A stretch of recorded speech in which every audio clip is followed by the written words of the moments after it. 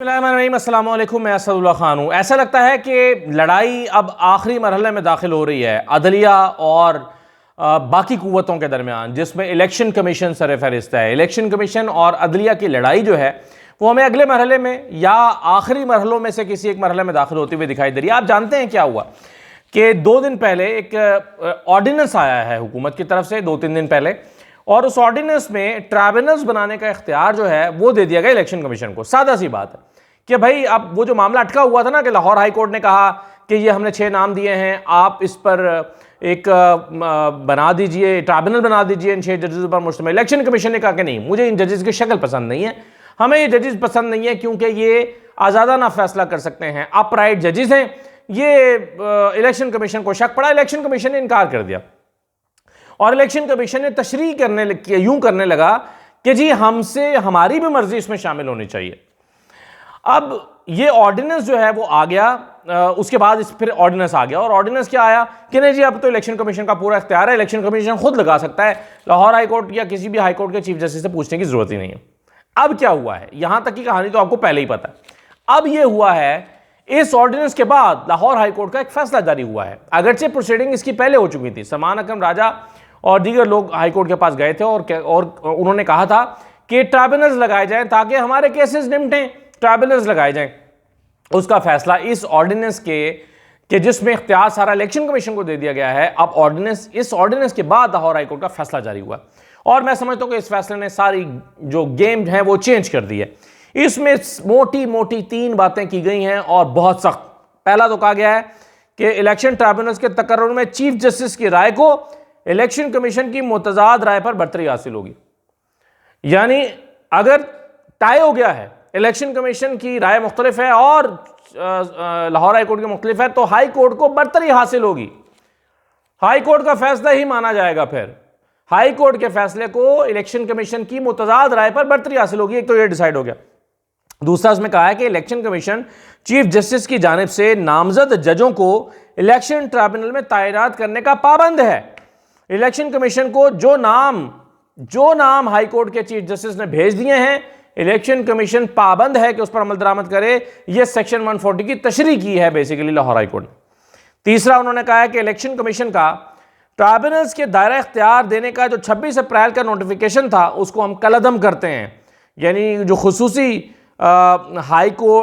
इख्तियार high court के chief justice साहिबान को इलेक्शन ट्राइब्यूनल को इलाकाई इख्तियार देने का, यानी कि किस इलाके के लिए होगा और कौन से इलाके के लिए ट्राइब्यूनल बनेगा, तो उन्होंने कहा कि इलेक्शन कमीशन का ट्राइब्यूनल्स को दायरा इख्तियार देने का जो 26 अप्रैल का नोटिफिकेशन था उसको उड़ा दिया, कलअदम कर दिया। और ये देखिए कि इलेक्शन ट्राइब्यूनल में तैनाती के लिए चीफ जस्टिस से जजों का पैनल मांगा गया है। इलेक्शन कमीशन के दायरा इख्तियार से तजावुज है अगर उसको वो नहीं लगाता। ये जो खत लिखा गया था 26 अप्रैल 2024 को कि जी मांगना जजेस, हाई कोर्ट से जजेस के नाम मांगना, कि पैनल मांगना, बल्कि इनफैक्ट नाम तो चले ठीक है, पैनल मांगना कि हमें पैनल दें, उसमें से हम पिक एंड चूज करेंगे, ये डिमांड करना भी गैर आईनी और इलेक्शन कमीशन के इख्तियार से तजावुज इसको करार दे दिया गया लाहौर हाई कोर्ट की तरफ से कि जनाब आप मांग ही नहीं सकते, आप पैनल नहीं मांग सकते, क्लियर डिसाइड हो गया। फिर कहा गया कि इलेक्शन कमीशन का 9 मई 2024 का नोटिफिकेशन, जिसके तहत रावलपिंडी और बहावलपुर के डिवीजन को हल्कों के इंतखाबी दरखास्तों को लाहौर और मुल्तान के ट्राइब्यूनल्स को मुंतकिल किया गया था, इसको भी कलअदम करार दे दिया गया।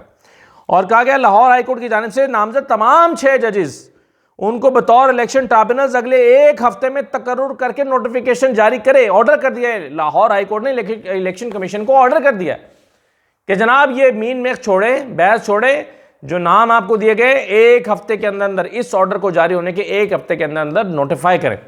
और फिर कहा गया कि अगर इलेक्शन कमीशन ये करने में नाकाम रहे तो नोटिफिकेशन को जारी शुदा समझा जाए। कितना इंपॉर्टेंट है कि अगर इलेक्शन कमीशन ये करने में नाकाम रहे, यानी ना करे नोटिफाई, तो फिर समझे कि नोटिफाई हो गया। यह हाई कोर्ट का फैसला ऑर्डिनेंस के बाद आया है, वो ऑर्डिनेंस जो जारी हुआ उसके बाद यह ऑर्डर जारी हुआ है। अब यहां पर एक जाहिर है लड़ाई पड़ जाएगी, और लड़ाई ये पड़ जाएगी नहीं जनाब अब तो ऑर्डिनेंस आ गया है, ऑर्डिनेंस ने तो पुराना सेक्शन 140 बहाल कर दिया। ये ऑर्डिनेंस टिकने वाला नहीं है, ये ऑर्डिनेंस इसलिए टिकने वाला नहीं है कि ये चैलेंज होगा, और एक तो वैसे ही ऑर्डिनेंस है और पीपल्स पार्टी भी इसकी मुखालफत कर रही है। वो अलग बात है कि मुनाफकत कर रही है कि ख़ुद पीपल्स पार्टी ऑर्डिनेंस जारी कर रही है और पीपल्स पार्टी इसकी मुखालफत भी कर रही है। लेकिन बहरहाल की लड़ाई जो है यहाँ पर उसका आगाज़ हो गया। आगाज़ तो पहले से है, आगे बढ़ गई है। दूसरा, पेशावर हाई कोर्ट आ जाए ज़रा, जो मैंने थंबनेल में लिखा कि लाहौर हाई कोर्ट पेशावर है। पेशावर हाई कोर्ट ने जनाब कहा है कि इलेक्शन कमीशन बताए कि सूबे में सेनेट इंतखाबात क्यों नहीं हो रहे और कब कराए जाएंगे, तारीख दी जाए।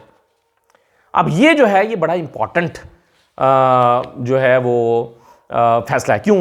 क्योंकि आप जानते हैं कि सुप्रीम कोर्ट का 3 रुकनी बेंच इलेक्शन कमीशन का फैसला मुअत्तल कर चुका है, मखसूस नशस्तों का फैसला। अब चूंकि इलेक्शन कमीशन का फैसला मुअत्तल हो गया और वो सारे पार्लियामेंटेरियंस, मेंबरान कौमी और सूबाई असम्बली जो मखसूस नशस्तों पर किसी और के खाते में आ गए थे, तो फैलिए बन के या गिद्ध बन के, ये इस्तेलाह गिद्ध की मैं इसलिए इस्तेमाल कर रहा हूँ कि गिद्ध भी किसी और का जो है वो हिस्सा खाता है और तोफैलिए भी यही करते हैं।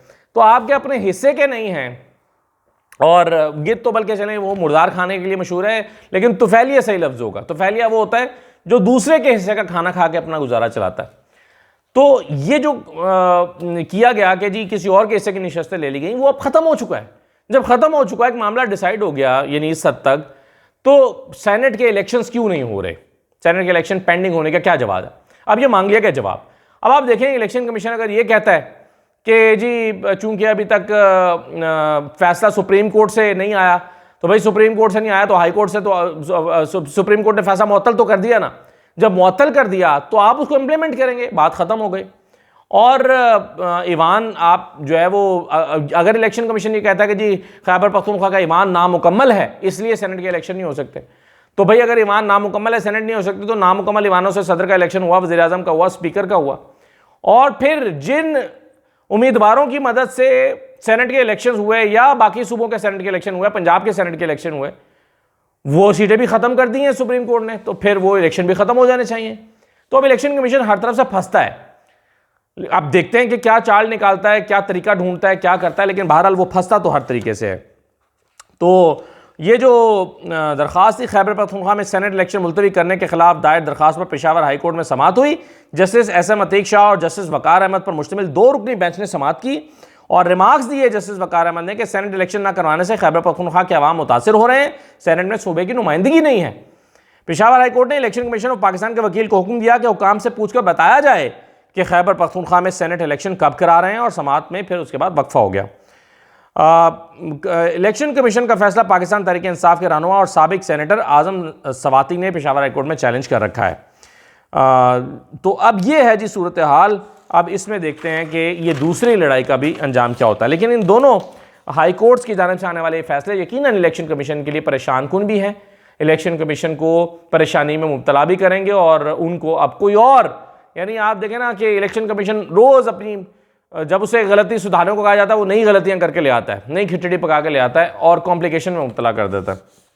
खेल खेले जा रहे हैं। अच्छा, अब इलेक्शन कमीशन के लिए सिर्फ यही परेशानियां नहीं है, एक परेशानी और भी है। वो परेशानी क्या है? वो परेशानी ये है जनाब कि आज NA 48 जहाँ से खुर्रम नवाज़ को कामयाब करार दिया गया था, हालांकि वो 50-60 हज़ार वोटों से हारे हुए हैं, तो खुर्रम नवाज़, अब कौन इस्लामाबाद में आप सोचें कि लोगों ने खुर्रम नवाज़ को वोट दिया, PTA को वोट नहीं दिया, कैसी बात है? तो एक तो उनको 15,000 जुर्माना किया गया, लेकिन हर 15,000 जुर्माना तो उनके लिए कोई मानी नहीं रखता। लेकिन असल खबर यह है कि इसमें मुस्तफ़ा नवाज़ खोखर, तहरीक इंसाफ के अली बुखारी और जमात इस्लामी के उम्मीदवार के फॉर्म 45 मैच कर गए तीनों के। अब ये तो हो नहीं सकता कि इन तीनों ने फॉर्जरी की हो, और ये इत्तफाक भी नहीं हो सकता कि तीनों के मैच कर रहे हो, लेकिन चौथे के जो जीता है उसका मुख्तलिफ हो, क्योंकि वहाँ पर पोलिंग एजेंट्स ने आपको, जो प्रिजाइडिंग ऑफिसर्स हैं उन्होंने आपको तमाम हर एक के पोलिंग एजेंट्स को दिए थे ये फॉर्म 45, तीनों के मैच कर गए हैं। ये इतना बड़ा सबूत अब अदालत के हाथ लग गया है कि आप देखेंगे जो जीता हुआ है वो अदालत ही नहीं आ रहा। कैसी बात है, कितने मजे की बात है, क्योंकि उसको पता है कि वो हारा हुआ, क्योंकि उसको पता है कि उसके पास सबूत नहीं है, क्योंकि उसको पता है कि उसको नतीजा बना के दिया गया, क्योंकि उसको पता है कि जिन्होंने बनाया वो भोंडा बना के दिया है, क्योंकि उसको पता है कि वो डिफेंड कर ही नहीं सकता, अदालत में नहीं आ रहा, 15,000 जुर्माना दे देगा, अदालत में नहीं आएगा। तो फिर क्या होगा? फिर तीनों के फॉर्म 45 देख के अदालत फैसला कर देगी, फिर आप कहेंगे जी बड़ी ज़्यादती हो गई। तो ये है जनाब सूरत हाल इलेक्शन कमीशन की और परेशानी की। अब वो इलेक्शन कमीशन को पता है उसने क्या क्या गेमें डाली हुई हैं। फॉर्म 45 को हाथ से मिटा के 80 को 180 करके और 980 को मुखालिफ उम्मीदवार जो PTI के थे उनके 180 करके, तो इस तरह की हरकतें करके इलेक्शन कमीशन पार्टी बन के जो है वो इस तरह की चीज़ें प्रेजेंट कर रहा है, जिसके नतीजे में ये हो रहा है। दूसरी तरफ क्या है, दूसरी तरफ इमरान खान और बाकी PTI के लोगों पर दबाव बढ़ाने के लिए चीज़ें की जा रही हैं। मसलन इमरान खान के ऑफिशियल एक्स अकाउंट जो ट्विटर अकाउंट है, जहाँ पर वो एक वीडियो अपलोड हुई थी, वो वीडियो जिसमें 1971 से मुवाजना करते हुए और महमूदुर रहमान कमीशन के बारे में कहा गया था और उसमें उन हालात का आज के हालात से मुवाजना किया गया था। उस पर बैरिस्टर गौहर ने वजाहत भी दी कि नहीं जी, इमरान खान की मर्ज़ी से ये नहीं किया गया और ये वो सब चीज़ें। वो अलग बात है कि ख़बर हमारे पास ये आई है कि इमरान खान ने बैरिस्टर गौहर को डांट पिलाई है कि तुम इतने अगर डरपोक हो या डरते हो तो फिर बात ही ना किया करो, क्या ज़रूरत थी वजाहतें देने की। तो इसका मतलब ये हुआ कि इमरान खान ने कहा है कि जनाब वो तो इसके साथ खड़े हैं, स्टैंड बाय कर रहे हैं, और बैरिस्टर गौहर को डांट भी पिला दी और इमरान खान अपने मौक़िफ़ पर खड़े हुए हैं। तो ये सारी सूरत सामने आई है। तो अब इमरान खान के ख़िलाफ़ जो है वो इंक्वायरी लॉन्च कर दी गई है।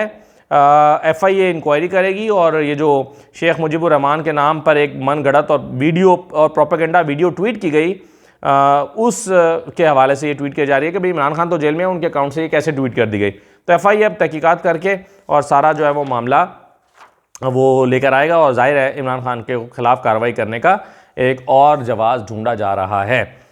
आखिरी बात यह है कि सवाल ये पैदा हो रहा है कि क्या सुप्रीम कोर्ट ने जो के रजिस्ट्रार ने जो ख़त लिखा काजी फायज़ा साहब की तरफ से बरतानवी हाई कमिश्नर को, जिसमें वजाहतें दी गई हैं, अब सवाल ये पैदा हो रहा है कि क्या ये चीफ जस्टिस के कोड ऑफ कंडक्ट की खिलाफ वर्जी तो नहीं है। यानी चीफ जस्टिस को ऐसा ख़त लिखने की ज़रूरत ही क्या थी, चीफ जस्टिस ने ये ख़त क्यों लिखा, और जो है वो उसमें वो वजाहतें कर रहे हैं कि सुप्रीम कोर्ट ने वही किया जो कानून कहता है। हमने तो देखें जी 12 दिन में इलेक्शन करा दी, मैंने पिछली वीडियो में भी इस पर थोड़ी सी बात की थी, लेकिन अब इस पर एक डिबेट बन गई है, इस पर बहस हो रही है कि चीफ जस्टिस को ये नहीं लिखना चाहिए था और चीफ जस्टिस को बहुत तनकीद का निशाना बनाया जा रहा है। हमारे दोस्त मतीउल्लाह जान ने भी इस पर बहुत तनकीद की है। हालांकि आप जानते हैं कि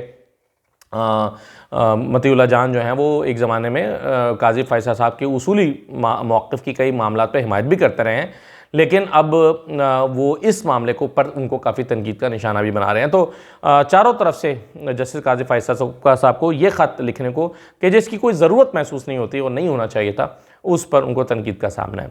तो देखते हैं कि इमरान खान के ख़िलाफ़ मज़ीद घेरा तंग किया जा रहा है या मज़ीद उनकी गिरफ्तारियाँ मुख्तलिफ़ केसेस बनाए जा रहे हैं, और उनके साथियों पर भी ख़ावर मानिका को थप्पड़ मारने पर जो है वो 2 दहशतगर्दी का मुकदमा वकला पर दर्ज हुआ है। 780A की दफात लगाई गई है कि जी ये दहशतगर्दी हुई है। पाकिस्तान में जिस कानून का सबसे ज़्यादा मिसयूज़ हुआ शायद वो 780A दहशतगर्दी है, इसलिए मजाक बन के रख गया। दहशतगर्दों के खिलाफ ये लगता नहीं है। अच्छा, रऊफ़ हसन पर जो ख्वाजा सराओं ने हमला किया था, जिसमें वो कट इतना गहरा है कि वो मैं आपको दिखा भी नहीं सकता, आपने देखी है सोशल मीडिया पर वो तस्वीरें जो कि बिल्कुल जेन्युइन है, उस पर तो दहशतगर्दी की दफात नहीं लगाई गई ख्वाजा सराओं पर। कैसी दिलचस्प बात है, ख्वाजा सराओं पर दहशतगर्दी की दफात नहीं लगाएंगे, ख़ावर मानिका को थप्पड़ मारने पर दहशतगर्दी की दफात लगा दी गई। और मैंने आपको बताया था फेस रिकग्निशन नहीं हो रही, क्योंकि उनके मेकअप बताया गया कि उनका मेकअप बहुत ज़्यादा हुआ था ख्वाजा सराओं का, इसलिए उनको वो पकड़े नहीं जा रहे। तो यहाँ पर बेचारे जो हैं वो अपोलोजेटिक हुए फिर रहे हैं ख्वाजा सरा। आज एक ख्वाजा सरा ने शीशा नॉक किया गाड़ी का, तो मैंने उसको पूछा, मैंने कहा कि मारने वाले तो नहीं हो, तो उसने कहा कि नहीं साहब माफ़ कर दें, हम कहाँ ऐसे हैं। तो वो चंद ख्वाजा सराओं ने पूरी कम्युनिटी को भी बेचारों को बदनाम किया, वो अपोलोजेटिक हुए फिर रहे हैं। तो कहने का मतलब यह है कि इमरान खान उनके साथियों को मज़ीद दबाव में लाने की कोशिश की जा रही है, लेकिन उधर से अदलिया जो है उसकी वजह से इलेक्शन कमीशन भी दबाव का शिकार है और हुकूमत भी यकीनन। तो देखते हैं कि लड़ाई कौन जीतता है। इजाज़त दीजिए, अल्लाह हाफ़िज़।